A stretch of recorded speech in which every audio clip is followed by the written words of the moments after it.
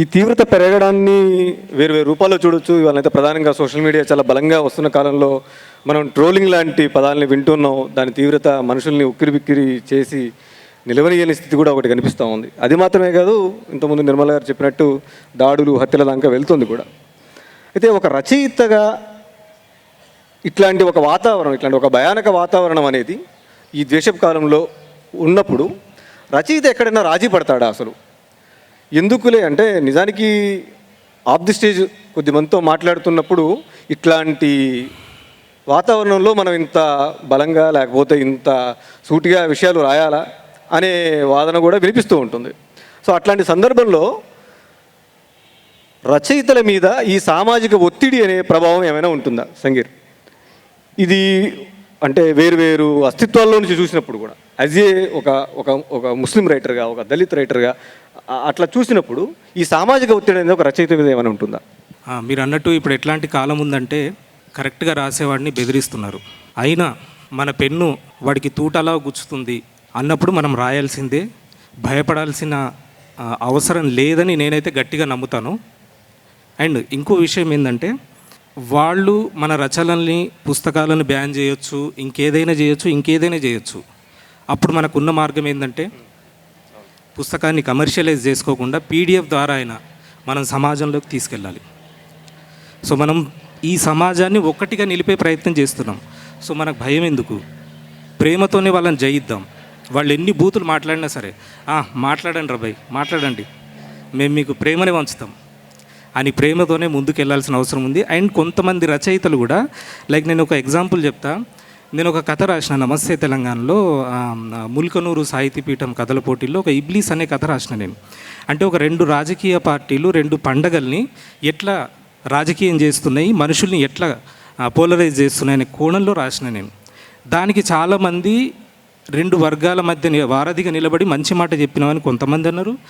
కానీ కొంతమంది రైటర్సే దాన్ని విమర్శించారు. నువ్వు అట్టెట్లా చెప్తావు, ఇది చెప్పాల్సిన విషయం కాదు, ఇది దాచాల్సిన విషయం అని అంటున్నారు. ఇప్పుడు ఏముందండి దాచాల్సిన విషయము?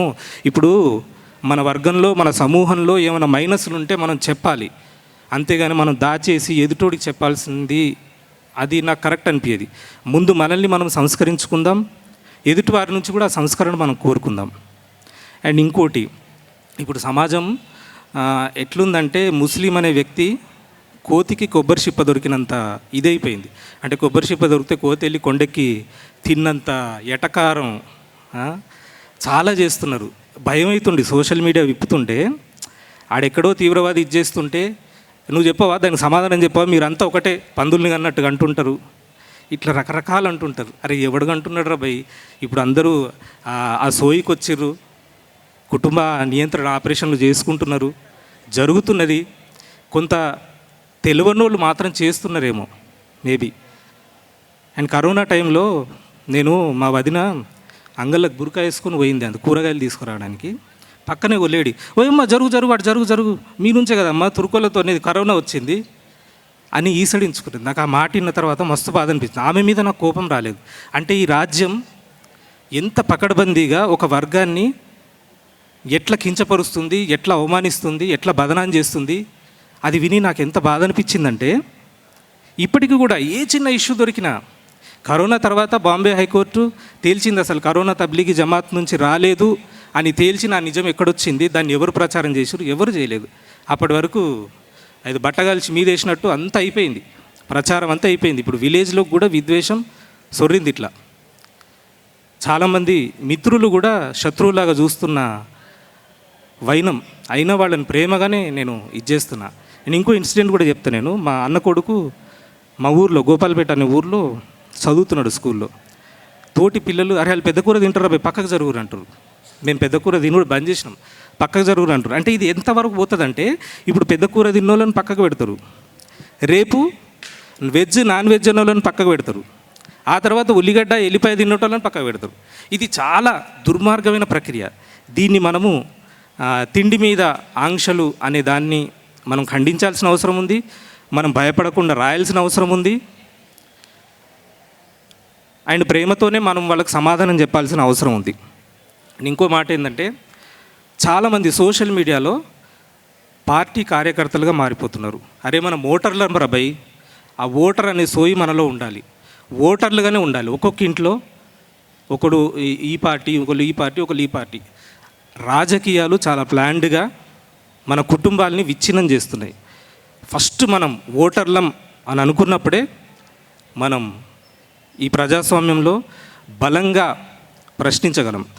ఇది ఇప్పుడు చాలా జరుగుతుంది. ప్రతి ఇంట్లో కార్యకర్తలు అయిపోయారు. మనం సోషల్ మీడియాలో ఏదైనా మన ఎక్స్ప్రెషన్ పెడితే బండ బూతులు తిడుతున్నారు. సరే, ఇంతకుముందు నేను బండ బూతులు తిడితే కొంచెం నా ఆత్మాభిమానం దెబ్బతినేది. ఇప్పుడు ఎంజాయ్ చేస్తున్నాను నేను. తిట్టురా బై తిట్టురు, ఎన్ని తిడతారో తిట్టుర్రి, తిట్టి తిట్టి మీ నోరులే అలసిపోతాయి.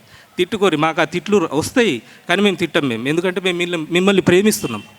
మేము మీకు ప్రేమనే వంచాలనుకుంటున్నాం, ఒక మంచి మాట చెప్పాలనుకుంటున్నాం. ఈ భారత్, ఈ దేశం ఏ మూలాల మీద నిలబడిందో అదే చెప్పాలనుకుంటున్నాం. మేము అదే మాట మీద ఉన్నాం అని నేను చెప్తుంటా. అండ్ ముస్లింలు చాలామంది, ఇది తప్ప ఒప్ప నేను చెప్పేస్తున్నా, అంటే ఫోటోలు పెట్టొద్దు ఇంట్లో అనేది ఒక సాంప్రదాయం ఉండి దాన్ని బద్దలు కొట్టాలి. ప్రతి ఇంట్లో మనం రాజ్యాంగం పెట్టుకోవాలి, అంబేద్కర్ పెట్టుకోవాలి. ఇప్పుడు ఆ దేవుడు ఒక్కడే మనల్ని కాపాడాల్సిన వాళ్ళు. ఈ ఫాసిస్టుల నుంచి మనకు కాపాడాల్సిన వాడు అంబేద్కర్ ఒక్కడే. అంబేద్కర్ని ముస్లిం సమాజం ఓన్ చేసుకున్నప్పుడే, ఇంకెక్కువగా ఓన్ చేసుకోవాలి. మేము ఫోటోలు పెట్టాం ఇంట్లో అనుకుంటే అది కాదు, దాన్ని పక్కన పెడదాం, అంబేద్కర్ ఫోటోని పెట్టుకుందాం ఇంట్లో, రాజ్యాంగాన్ని పెట్టుకుందాం. అప్పుడే మనకి ఫాసిస్టుల నుంచి రక్షణ వస్తుందని నేను, అంటే నాకు ఎక్కువ ఇప్పుడు మత గ్రంథాలు అవన్నీ కాదు, రాజ్యాంగం అదొక్కటే ఇప్పుడు మనకు ఉన్నది. సో అదే ఇప్పుడు మన రచనల్ని ఆపే ప్రయత్నం చేసినప్పుడు పీడిఎఫ్ ఒకటే మన రచనల్ని మనం కమర్షియలైజ్ చేసుకోకుండా పీడిఎఫ్గానైనా ఈ సమాజంలోకి తీసుకెళ్దాం, ధైర్యంగా రాద్దాం. రచయితలు భయపడాల్సిన అవసరం లేదు. అండ్ కొందరు రచయితలు కూడా ఇంకా అప్డేట్ అవ్వాల్సిన అవసరం ఉంది. కొందరి ఎక్స్ప్రెషన్స్ని నువ్వు ఇది చెప్పొద్దు అని చెప్తున్నారు.